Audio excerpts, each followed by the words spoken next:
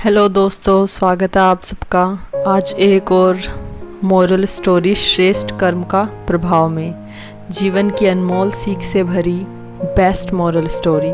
चलिए शुरू करते हैं। प्राचीन समय में एक गांव में एक साहूकार रहता था।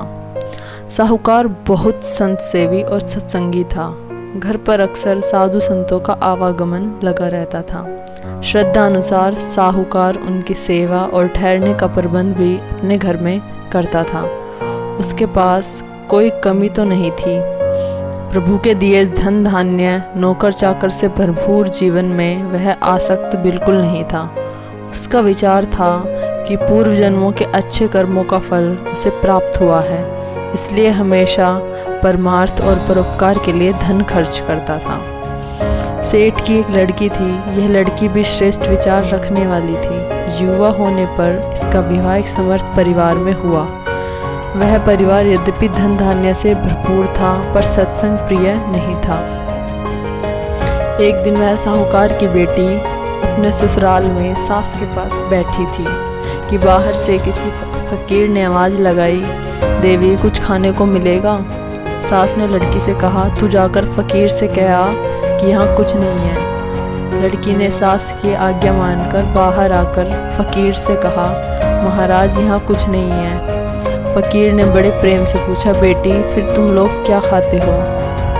लड़की ने उत्तर दिया, महाराज हम बासा भोजन खा रहे हैं। फकीर मुस्कुराते हुए पूछने लगा, बेटी जब बासी खत्म हो जाएगा तो फिर क्या खाओगे?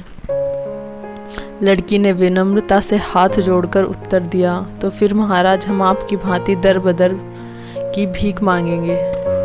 इतना सुनकर साधु तो उचित उत्तर पाकर चला गया, पर अंदर लड़की की सास जो सब बैठी बाहर हो रही वार्तालाप सुन रही थी, आग बबूला हो उठी। जब लड़की अंदर आई तो उसे डांटते हुए बोली, कमबख्त लड़की, तू अच्छी हमारे कर्मों में पड़ी। सबसे अच्छा खाना पहनना करते हुए भी बाहर हमारा अपयश करती फिर रही है। जरा बता कब हमने तुझे बासा दिया है खाने को? और तो और फकीर से कह रही है हम भीख मांगेंगे, मनहूस। सास ने अपनी बहू को बड़ा कोसा।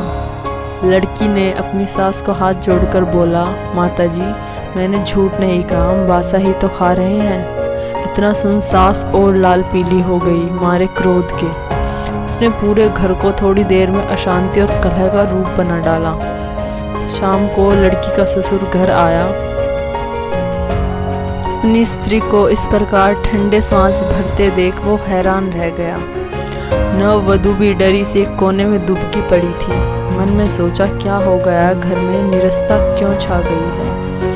स्त्री से पूछा तो उसने जले कटे शब्दों में कहा, ये आपकी बहू गली मोहल्लों में स्थान स्थान पर अपयश फैलाती फिर रही है कि हम बासी खाना खाते हैं और जब वो ख़त्म हो जाएगा तो हम दर दर की भीख मांगेंगे। ससुर जी सत्संग के विचार तो नहीं रखता था, पर समझदार और धैर्यवान था। उसने अपनी बहू को बुलाया और कहा, बेटा तुमने ऐसे शब्द क्यों कहे? इनका प्रयोजन क्या है? बहू ने सारा वृत्तांत बताया। तब सेठ जी ने पूछा, बेटा हमने तुम्हें बासा खाना कब दिया?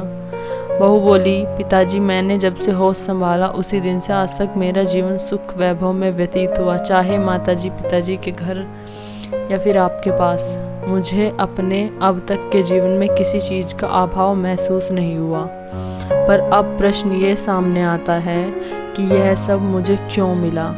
मालिक की रचाई सृष्टि में ऐसे भी जीव होंगे जिनको भरपेट भोजन भी नसीब नहीं होता, न सर पे छत न जिस्म पे पर्याप्त कपड़े।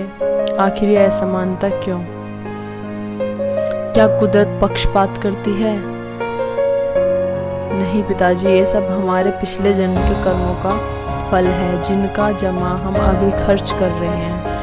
पिताजी हम बासा भोजन और जमा किया फल खर्च कर रहे हैं।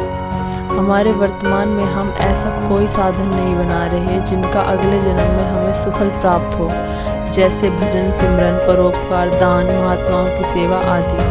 जब हम ऐसा कुछ भी कर ही नहीं रहे जो आगे हमें सुख संपत्ति यश मान दिलाने का साधन बने, तो ये आशा ही व्यर्थ है कि हमारा भविष्य सुखों से भरा हो। तो हमें भिक्षा के ही।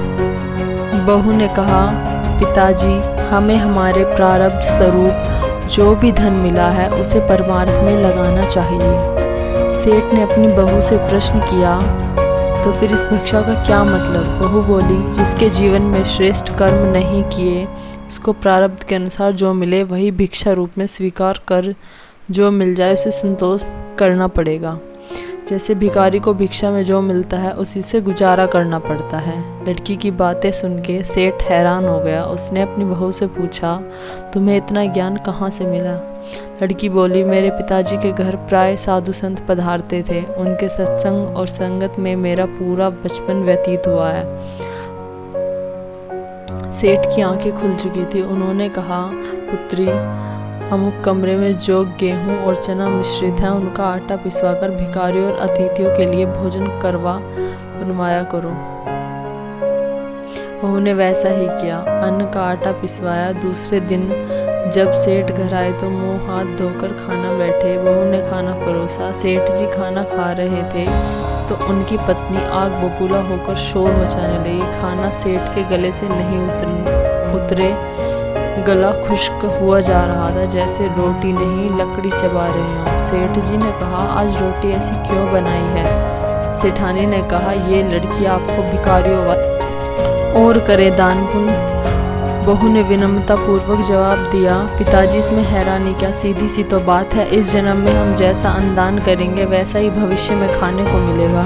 हमें आज से ही अभ्यास करना चाहिए, वरना फल प्राप्ति के समय हमें तकलीफ होगी। आज घर में जो खाना भिखारियों के लिए बना वही हम सब ने भी खाया। इस बात से सेठ जी को सब समझ पड़ गई कि बहू क्या समझाना चाहती है। दूसरे ही दिन उन्होंने अच्छी ताजी गेहूं पिसवाकर भोजन बनवाया और अपने पूरे परिवार के साथ गरीब लोगों को भोजन करवाया।